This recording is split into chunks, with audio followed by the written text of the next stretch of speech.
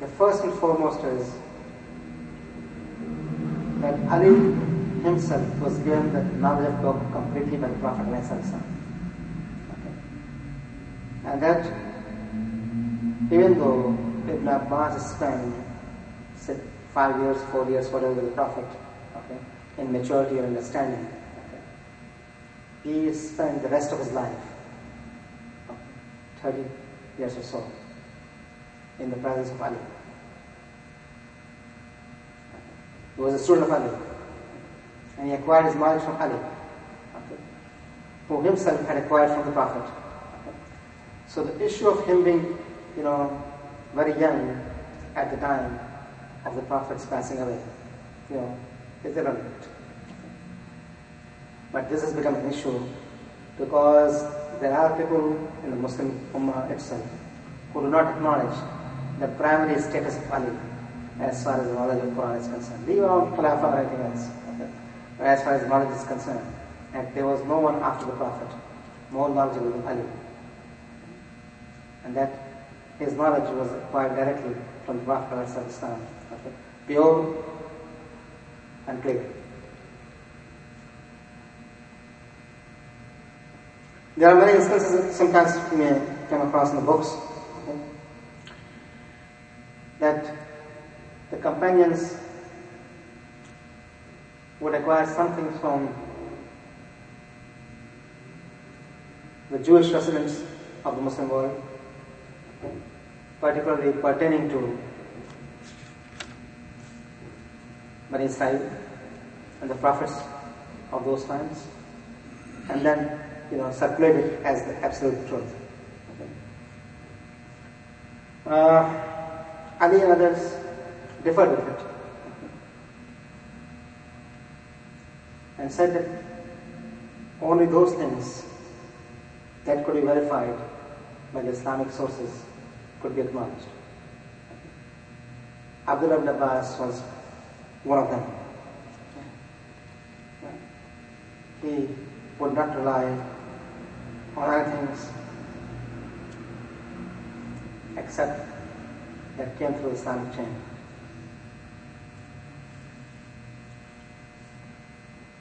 The Prophet ﷺ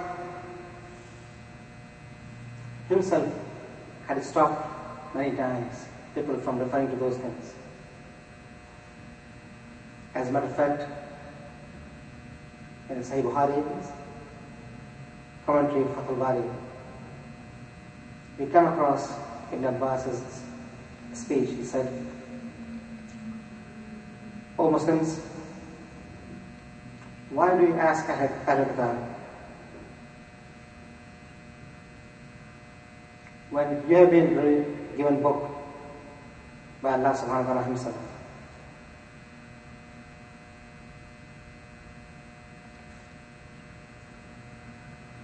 The things mentioned in the books, earlier books, you may not be sure about. But what is mentioned in the Quran is accurate. That is what is now. You know very well that Ahl Kitab have altered the book and have said that this is from God, even though they have altered it themselves, so that they could get benefit. And this has been mentioned in the Quran, he said. Let's read back on them. He said, what you have from Quran, doesn't it stop you from acquiring from others? And so this speech is a longer speech, but asking, which tells us two things. Number one, there was a huge group of Muslims who were banking on Ahl Kitab to understand Quran. And he was a minority of people, like ibnMasood, okay, who are insisting that why you are seeking knowledge from the source that is polluted itself. Quran says that they changed the book, they altered the book to derive benefit, monetary or whatever, little benefit. Thaman Kalila is the word that Quran has used. Okay, little benefit by altering it. And still you go to them to inquire. Of course, we didn't have the answer. Not about it. Okay. But this shows that there was a group actively banking on Al-Quran. And there was a small minority that is stuck with what Quran had to offer itself. Abdullah ibn Abbas was master of Arabic, as I said. And many times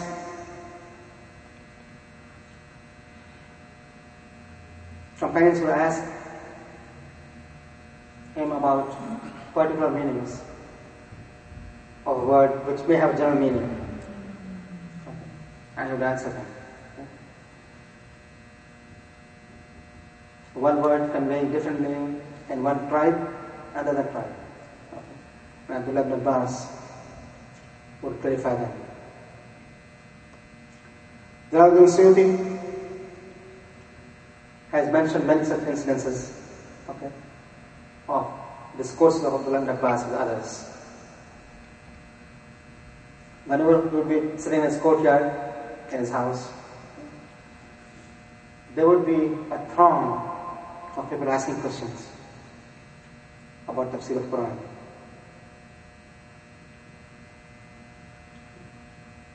They would come asking questions.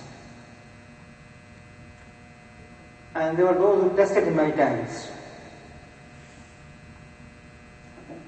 And he would always give correct answers. Many times,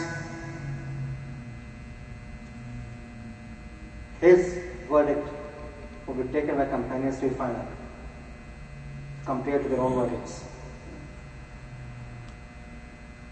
But something happened afterwards, after his death, that made things take a different shape. There were hundreds of thousands of traditions attributed to Abdullah ibn Abbas, to the extent that there are those who believe that there is not a single verse in the Quran regarding which a tradition from Abdullah ibn Abbas does not exist.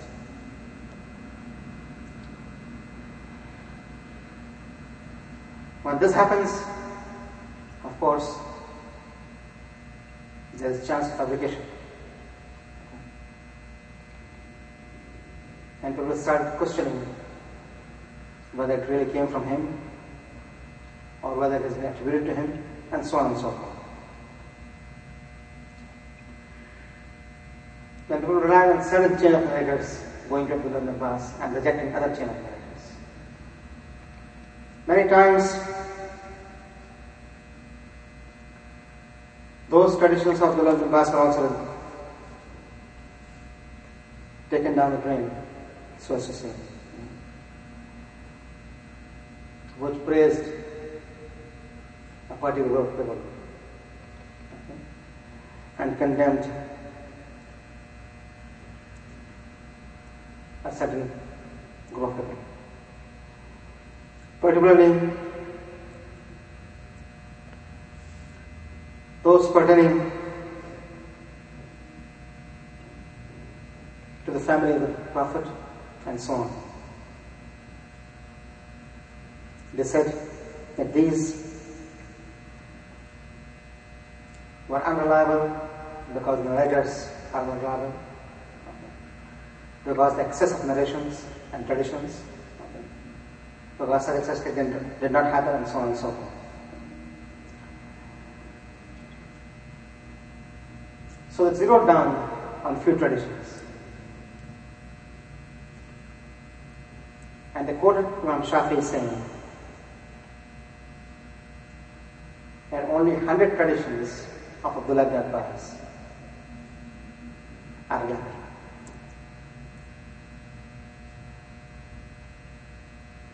Again, Jalal Suyuti, Al-Khan fi Ulum al-Quran, he quotes